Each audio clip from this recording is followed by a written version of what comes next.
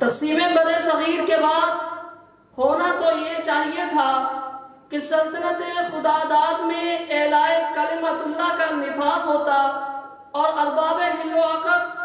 پاکستان کا مطلب کیا لا الہ الا اللہ کو عملی جامہ پہناتے، مگر بدقسمتی سے ایک بار پھر انگریزی استعماری نظام کا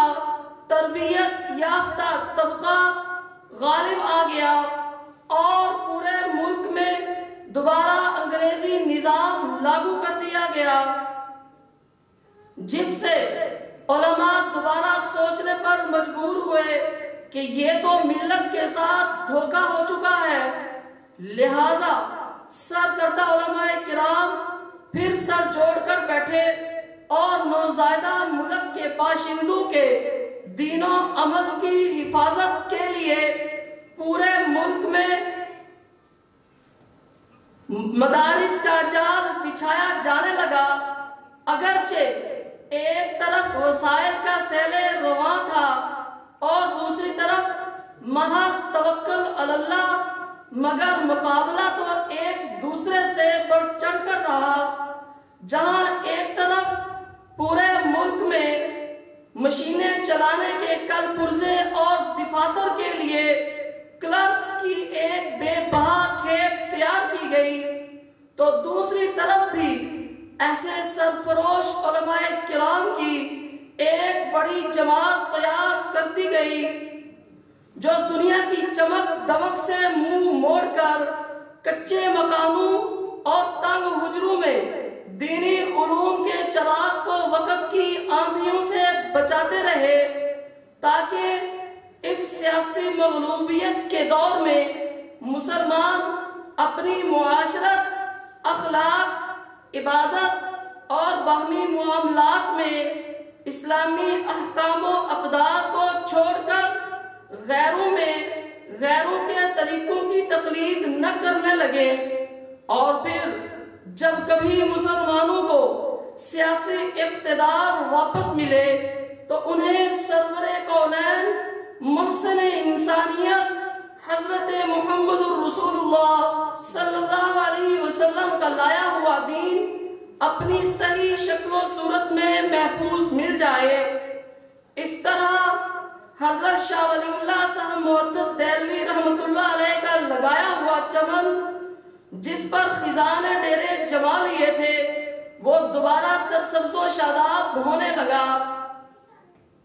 امام قاسم نانوتوی رحمہ اللہ کی اسی فکر کو لے کر مولانا تاج محمود وارنوی رحمت اللہ علیہ، جو کہ ترجمان علماء دیوبند، مولانا خلیل احمد سہارنپوری محدث رحمہ اللہ کے شاگرد رشید اور مظاہر العلوم سہارنپور کے مدرس، اور خلیفہ غلام محمد دین پوری رحمہ اللہ تعالیٰ کے ساتھیوں میں سے تھے، جناب کے پوتے جو کہ حقیقت میں اپنے دادا مولانا تاج محمود رحمہ اللہ کے علوم کے ذریعے مولانا خلیل احمد سہارنپوری رحمہ اللہ اور امام قاسم نانوتوی رحمہ اللہ کے افکار کے وارث تھے۔ شیخ الحدیث امام الصف مولانا محمد یوسف صاحب نے اپنی آبائی بستی وارنی میں اپنے دادا مولانا تاج محمود کے نام پر ایک مدرسہ کی بنیاد رکھی اور اس کا انتظام و انصرام اپنے بھائی کے سپرد کر کے 1971 میں ایک دوسری بستی چک 88 میں مدرسہ دارالعلوم عثمانیہ، جو کہ جناب سیدنا خلیفہ ثالث حضرت عثمان غنی رضی اللہ تعالی عنہ اور عظیم اسلامی خلافت کہ جس کے نام سے یہود اور صلیبی سلطنتیں کانپتی تھی، لرزتی تھی، جو افریقہ سے لے کر ایشیا اور ایشیا سے لے کر یورپ تک ہر جگہ تین سمندروں کی مالک، تین بر اعظموں کی مالک، خلافت عثمانیہ کے نام پر دارالعلوم عثمانیہ کا نام رکھتے ہوئے بنیاد رکھی گئی۔ اگرچہ میرے شیخ، میرے استاذ حضرت مولانا شیخ الحدیث ابو الفتح محمد یوسف صاحب 1966 سے ہی علمی مشغلہ اور تدریس میں مشغول ہو چکے تھے، لیکن 1971 میں 88 میں مدرسے کی بنیاد رکھنے کے بعد تشنگان علوم کی پیاس کو دیکھتے ہوئے علوم علم و صرف اور نحو کا دورہ جب شروع کیا گیا تو 88 کا وہ ایک 4 کنال کا یا اس سے بھی کم و زیادہ وہ مدرسہ اپنی تنگ دامنی کا شکوہ کرنے لگا اور 4 دانگی عالم سے، غیر ممالک سے، بنگلہ دیش، Burma, Afghanistan, Tajikistan, Uzbekistan, Dubai سے، الجزائر سے، ایران سے اور دیگر ممالک سے جب طلباء کا ہجوم جمع ہونے لگا تو پھر میرے شیخ کو اس چیز نے ستانا شروع کر دیا کہ اب کسی اور جگہ پر وسیع علاقے میں، وسیع جگہ میں ایک مرکز قائم کیا جائے، تو وہ بھی اپنے ایک دوسرے بھائی میرے استاد محترم حضرت مولانا محمد اسحاق صاحب حافظہ اللہ کو ان کی زیر نگرانی وہ مدرسے کا انتظام دے کر اس مدرسے اور اس جگہ پر تشریف لے آئے، اور 1991 میں اس مدرسے کی بنیاد اپنے ہاتھوں سے خواجہ خواجگان حضرت خواجہ خان محمد صاحب رحمہ اللہ اور دیگر اکابرین کے ہاتھوں سے اس کی بنیاد رکھوائی۔ عزیزان گرامی قدر سامعین، جامعہ دارالعلوم عثمانیہ میں درس و تدریس میں ایسے مصروف ہوئے اور امام قاسم نانوتوی کے فکر کے امین، شاہ ولی اللہ جد و جہد کے پاسبان، شیخ الہند کی سیاست و جہاد کے علم بردار اور فلسفہ سندھی کے محافظ شیخ الحدیث ابو الفتح محمد یوسف دعوت برکاتہم العالیہ نے اپنی شب و روز محنت اور اپنے خداداد صلاحیتوں اور اللہ کے عطا کردہ بخشے ہوئے علم کی بدولت اس بیابان کو ایک گلشن اور ایک چمن بنا دیا کہ جس کے آج آپ پھول جگہ جگہ کریا سے پھر اکٹھے ہوئے ہیں۔ یہی وہ دارالعلوم ہے جس نے ہزاروں علماء، فضلاء، محدث، مفسر، فقیہ و ادیب، قاضی و مفتی، زاہد و اتقیاء، سرفروش مجاہدین اور مبلغین اسلام اور اس قوم کی رہنمائی کرنے والے پارلیمنٹیرینز کی جماعت تیار کر کے ہر لمحہ دین کی حفاظت و اشاعت میں نمایاں حصہ لیا۔ یہ مرکز علم و حکمت اس مادی دنیا میں ایک روشن مینار ہے جس کی شعاعیں اکناف عالم میں پھیل رہی ہیں۔ دعا ہے کہ اللہ رب العزت اس میری مادر علمی کو تا قیام قیامت قائم و دائم اور شاد و آباد رکھے۔ میری ایک مرتبہ پھر ان تمام حضرات سے گزارش ہے جو مجلس سے باہر ہیں، اجلاس سے باہر ہیں، وہ اندر تشریف لے آئیں تاکہ امام قاسم نانوتوی سیمینار کی نشست کا باقاعدہ آغاز کیا جائے۔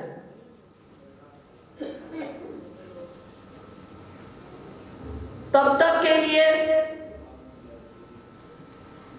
حضرت امام قاسم نانوتوی رحمہ اللہ کی زندگی کے کچھ مخفی پہلوؤں سے پردہ اٹھانے کے لیے میں دعوت خطاب دوں گا جناب حضرت مولانا عبید اللہ قلاتی صاحب کو، جو کہ گھوڑکی سے تشریف لائے ہیں۔ وہ مائک پر تشریف لائے اور اپنے خیالات کا اظہار فرمائیں، اور اس کے ساتھ ساتھ ان سے یہ بھی گزارش کروں گا کہ ایک مقالہ جو کہ عظیم محقق اور مدبر ماہر تعلیم محترم جناب وقار احمد صاحب لیکچرار شعبہ اسلامیات گورنمنٹ ڈگری کالج ہری پور نے یہاں ہمارے پاس ارسال فرمایا، اور ساتھ میں انتہائی معذرت کرتے ہوئے یہ بھی فرمایا کہ اس عظیم موقع کی سعادت حاصل کرنے میں کامیاب نہ ہو سکا، لیکن یہ میرا مقالہ آپ کی خدمت میں پیش ہے اس کو ضرور رہتی دنیا کے لیے سرمایہ بنایا جائے، اور جب ان مقالوں کی اشاعت ہو تو اس میں میری سعادت ہوگی کہ اس کو بھی شامل کر لیا جائے۔ تو محترم جناب وقار احمد صاحب کے اس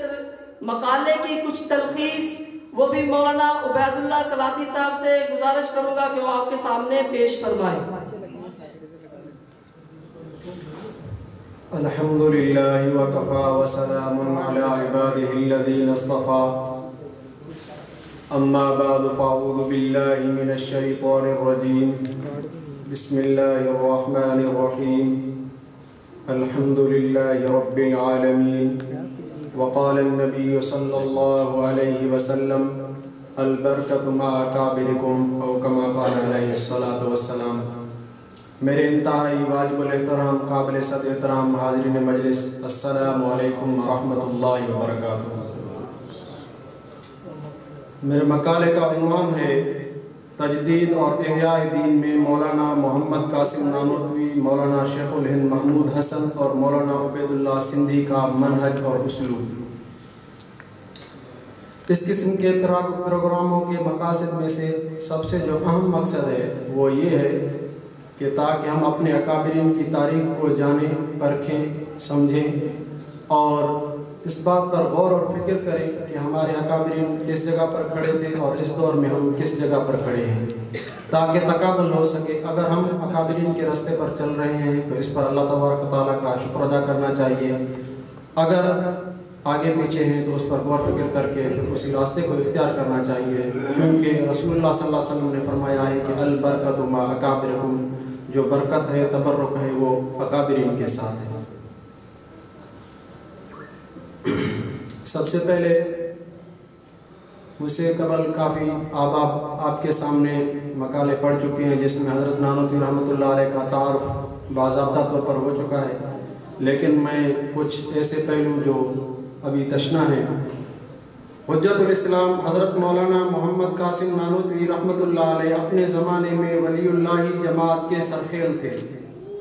ولی اللہ جماعت سے تعلق اور نسبت رکھنے والے تمام اہل علم فکر و نظر کے اختلاف کے باوجود ان کی عظمت کا اعتراف کرتے ہیں۔ حضرت حاجی امداد اللہ مہاجر مکی رحمہ اللہ نے ہندوستان سے مکہ جاتے ہوئے انہیں اپنا نائب اور قائم مقام بنایا تھا۔ چنانچہ حضرت حاجی صاحب لکھتے ہیں، اور جو شخص اس فقیر سے محبت و عقیدت اور ارادت رکھے، مولوی رشید احمد گنگوہی اور مولوی محمد قاسم نانوتوی کو تمام کمالات ظاہری و باطنی ان میں موجود ہیں۔ راکم حضرت حاجی امداد اللہ مہاجر مکی کی جگہ سمجھے، بلکہ مجھ سے فائق المدارج جانے، اگرچہ ظاہری معاملہ برعکس ہو گیا کہ میں ان کی جگہ اور وہ میری جگہ ہو گئے، اور ان کی صحبت کو غنیمت سمجھے کہ اس زمانے میں ایسے آدمی نایاب ہیں۔ مولانا کے معاصر جناب سر سید احمد خان مولانا کے بارے میں لکھتے ہیں، مولوی محمد قاسم اس دنیا میں بے مثل شخص تھے۔ ایسے شخص کے وجود سے زمانے کا خالی ہو جانا ان لوگوں کے لیے جو ان کے بعد زندہ ہیں نہایت رنج اور افسوس کا باعث ہے۔ مولانا 1857 کی جنگ آزادی میں بنفس نفیس شریک ہوئے اور مسلمانوں کی تباہی کو اپنی آنکھوں سے دیکھا۔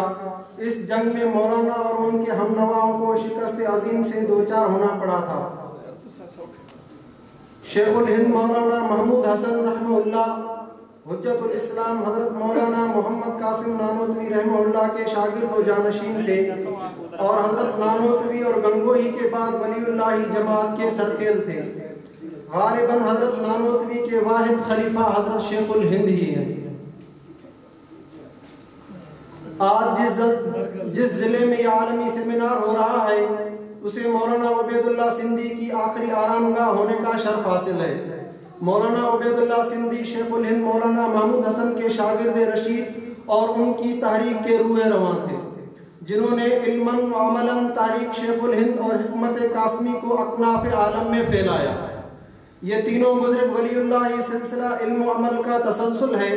انہوں نے ولی اللہ سلسلہ علم و عمل کی 3 نسلوں کی قیادت کی ہے اور بعد والوں کے لیے اپنے عمل سے اسوہ حسنہ چھوڑا ہے۔ 1857 کی جنگ آزادی میں شکست اور مسلمانوں کے مجموعی زوال کو دیکھتے ہوئے مولانا محمد قاسم نانوتوی نے اپنے تعلیمی فکری جد امجد حضرت شاہ ولی اللہ کی اتباع میں تجدید اور احیاء دین کے لیے نئی بساط بچھائی، جسے ان کے بعد ان کے شاگردوں نے آگے بڑھایا، جن میں سب سے نمایاں حضرت شیخ الہند مولانا محمود حسن تھے۔ شیخ الہند محمود حسن کو اللہ تعالیٰ نے بڑے مایہ ناز شاگرد عطا کیے، جنہوں نے ان کے کام کی وسعت کو اطراف عالم میں پھیلایا۔ شیخ الہند محمود حسن کے شاگردوں میں سے فکری طور پر سب سے نمایاں امام انقلاب مولانا عبید اللہ سندھی ہیں۔ یہاں ہم تجدید دین کے لیے ان تینوں بزرگوں کے منہج کو درج ذیل 4 مباحث میں بیان کریں گے۔ مبحث اول یہ ہے کہ مسلمانوں کے مختلف طبقات کے درمیان اتحاد اور اتفاق کی کوشش۔ مبحث دوم ہے مسلمانوں کی عظمت رفتہ کی بحالی کی جدوجہد اور کوشش۔ مبحث سوم ہے صالح اجتماعیت کے قیام کے لیے مسلمانوں کی تراث کی حفاظت کے ساتھ ساتھ جدید علوم و افکار سے مستفید ہونے کی تحریک۔ مبحث چہارم ہے قرآن حکیم اور سنت رسول کو دور جدید کے تقاضوں کے مطابق پیش کرنا۔ مبحث اول حجت الاسلام مولانا محمد قاسم نانوتوی اور ان کے علمی اور فکری ورثہ شیخ الہند مولانا محمود حسن مولانا عبید اللہ سندھی کے امتیاز میں سے ایک اہم امتیازی خوبی مسلمانوں کے آپسی جھگڑوں سے دور رہنا ہے اور حتی البسا ان اختلافات اور جھگڑوں کو ختم کرنے یا کم از کم بقائے باہمی کے اصول پر اختلافات کے ہوتے ہوئے بھی ایک ساتھ رہنا اور ایک دوسرے کے مسائل کو سمجھنا ہے۔ مولانا نانوتوی کی زندگی میں بیسیوں مثالیں ایسی ملتی ہیں کہ ہمیشہ اپنے سخت سے سخت مخالفین کو عزت دیتے تھے۔ جن اہل علم نے بعض غلط فہمیوں کی بنیاد پر مولانا نانوتوی رحمۃ اللہ علیہ پر گمراہی بلکہ کفر تک کے فتوے دیے تھے، مولانا ان کا بھی خاص احترام فرمایا کرتے تھے، بلکہ اگر موقع ہوتا تو ان کی ابتدا میں نماز بھی ادا کیا کرتے تھے۔ مولانا اشرف علی تھانوی رحمہ اللہ حضرت نانوتوی کا مزاج بیان کرتے ہوئے فرماتے ہیں کہ مولانا محمد قاسم مسلمانوں سے مناظرہ نہیں کرتے تھے، ہاں کفار سے مناظرہ کرتے تھے، مسلمانوں کے مناظرے سے نفور تھے یعنی نفرت رکھتے تھے۔ مولانا شیخ الہند رحمہ اللہ کا بھی یہی طرز عمل تھا۔ مولانا شیخ الہند نے تو مالٹا سے واپسی کے بعد اپنی بقایا زندگی کا مشن اور مقصد ہی مسلمانوں کے فروعی اختلافات کو ختم کرنا بنا لیا تھا۔ مولانا کی یہ خواہش تھی مسلمان فروعی اختلافات کی وجہ سے آپس میں نہ لڑیں، بلکہ ایک دوسرے کو رائے رکھنے کا حق دیتے ہوئے بقائے باہمی کے اصول پر رہیں۔ مولانا کے نزدیک مسلمانوں کے زوال کے بنیادی طور پر صرف 2 سبب ہیں حضرت شیخ الہند کے نزدیک۔ پہلا آپس کے جھگڑے اور تعلیمات قرآنیہ سے دوری۔ حضرت مفتی محمد شفیع عثمانی نقل کرتے ہیں حضرت شیخ الہند مولانا محمود حسن رحمہ اللہ نے مالٹا کی جیل سے رہا ہونے کے بعد دارالعلوم دیوبند آئے اور علماء اور طلباء کے ایک بڑے مجمع سے خطاب فرمایا تو کہا ہم نے مالٹا کی زندگی میں 2 سبق سیکھے ہیں، اور فرمایا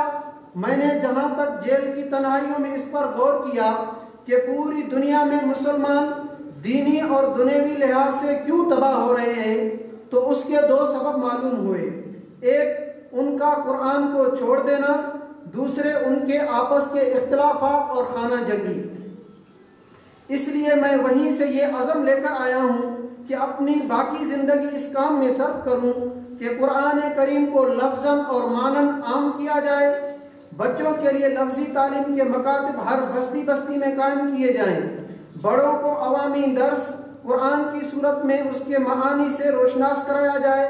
اور قرآنی تعلیم پر عمل کے لیے آمادہ کیا جائے، اور مسلمانوں کے باہمی جنگ و جدال کو کسی قیمت پر برداشت نہ کیا جائے۔ حضرت شیخ الہند کے بعد ان کے مشن کو آگے بڑھاتے ہوئے ان کے شاگرد رشید امام انقلاب مولانا عبید اللہ سندھی نے مسلمانوں کے مختلف گروہوں کی علمی اسناد کو اپنی کتاب التمہید لتعریف ائمۃ التجدید میں جمع کیا۔ اور اس میں دکھایا کہ یہ تمام علمی اور فکری حلقے اصلاً ایک ہی درخت کی مختلف شاخیں ہیں۔ مولانا سندھی کی یہ کتاب تاریخ اسلام میں ایک منفرد مقام رکھتی ہے، جس میں مولانا نے اپنی اسناد کے ساتھ ساتھ مختلف فکری حلقوں کی اسناد علم و عمل کو جمع کر دیا ہے اور تطبیق بین المسلمین کی ایک منفرد انداز میں کوشش کی ہے۔ مولانا سندھی رحمہ اللہ نے جہاں مسلمانوں کے درمیان اختلافات کو ختم کرنے یا کم از کم برداشت کا ماحول بنانے کے لیے منفرد علمی کام کیا،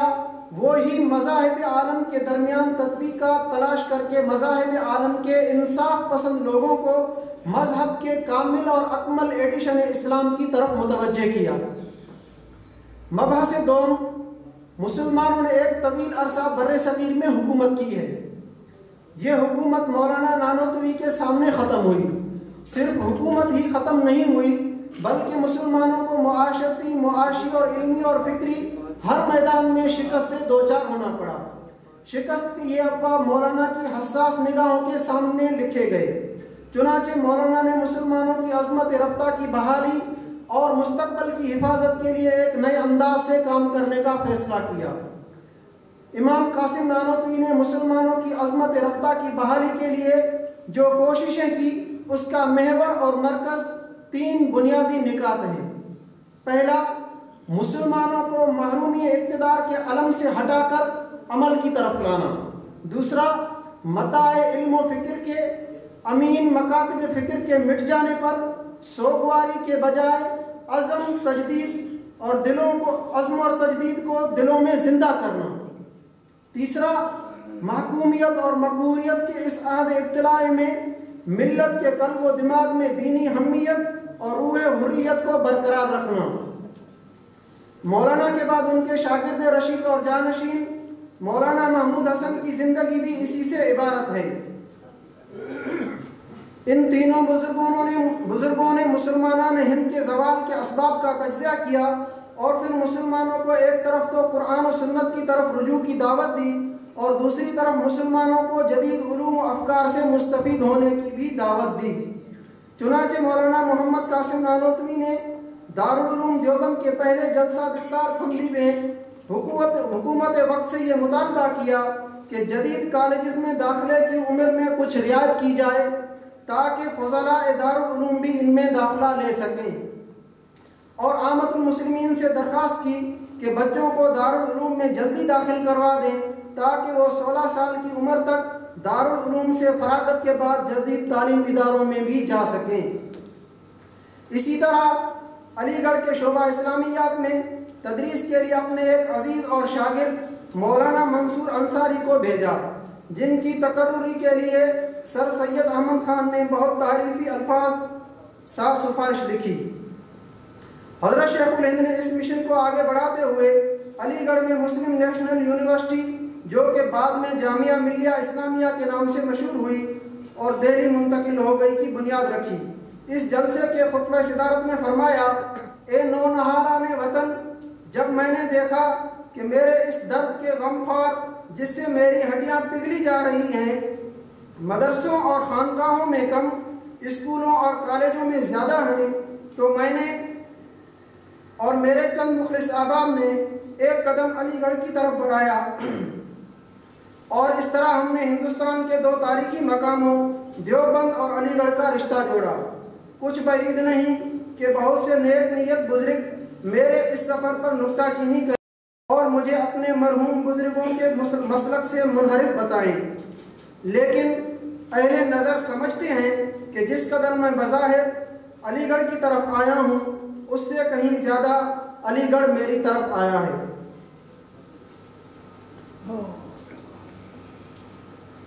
حضرت قاسم کا کام تو اصل و جس بنیاد پر ہے، جبکہ دوسرے دونوں بزرگوں کا کام اس کی تشریح اور تفسیر ہے، یعنی حضرت شیخ الہند رحمۃ اللہ علیہ اور مولانا سندھی رحمۃ اللہ علیہ۔ قرآن حکیم سے استدلال میں مولانا نانوتوی کا منفرد اسلوب۔ قرآن حکیم سے استدلال میں مولانا نانوتوی کا اسلوب بہت منفرد تھا۔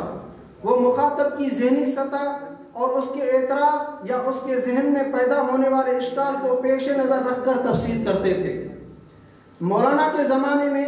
عیسائی مشنریوں کی طرف سے مسلمانوں کے ذہنوں میں مختلف قسم کے شکوک اور شبہات پیدا کیے جاتے تھے۔ مولانا انہیں ملحوظ رکھتے ہوئے قرآن حکیم سمجھاتے، چنانچہ ملاحظہ ہو مولانا کے شاگرد مولانا منصور علی خان لکھتے ہیں، حدیث شریف میں آیا ہے کہ لفظ غیر اولی الضرر اس وقت نازل ہوا جبکہ عبداللہ ابن ام مکتوم نے شکایت کی کہ اس آیت میں جہاد کے واسطے حکم ہے، میں اندھا کس طرح جہاد کر سکتا ہوں؟ اس پر شبہ وارد ہوتا ہے کہ اللہ تعالیٰ کو معلوم تھا کہ ایسی شکایت ہوگی، پس پہلے ہی آیت سابق کے ہمراہ یہ لفظ کیوں نہیں فرمایا؟ مولانا مرحوم نے اس شبے کا جواب دیا کہ اللہ تعالیٰ نے لا یستوی القاعدون فرمایا ہے، المقعدون نہیں فرمایا۔ عذر والے مقعدون میں داخل ہیں اور بلا عذر بیٹھنے والے قائدین کہلاتے ہیں۔ اللہ تعالیٰ نے پہلے ہی بیان فرما دیا، جب نہ سمجھے تو یہ لفظ بڑھانے کی اجازت دے دی گئی۔ کیا عمدہ توجہ ہے! الحاصل مولانا محمد قاسم نانوتوی، مولانا شیخ الہند اور مولانا عبید اللہ سندھی رحمہ اللہ، اللہ تعالیٰ علم و عمل کی ایک ایسی حسین زنجیر ہے جس نے مسلمانان بر صغیر کے لیے علم و فکر کی کئی نئی راہیں کھولی ہیں اور مسلمانوں کو اپنے دور میں رہتے ہوئے ماضی کے ساتھ مضبوط تعلق قائم کرنے کے راستے دکھائے ہیں۔ ان تینوں بزرگوں نے اسلام کی ایسے جامع تصویر پیش کی ہے جس سے اسلام کا کوئی بھی حکم آج کے دور میں غیر متعلق نہیں ہوتا، بلکہ احکامات شرعیہ کی افادیت اور ابدیت اپنی روح کے ساتھ قائم رہتی ہے۔ دعا ہے کہ اللہ کریم ہمیں ان بزرگوں کے اسوہ حسنہ پر چلنے کی توفیق عطا فرمائے۔ اقول قولی ھذا واستغفر اللہ لی ولکم ولسائر المسلمین۔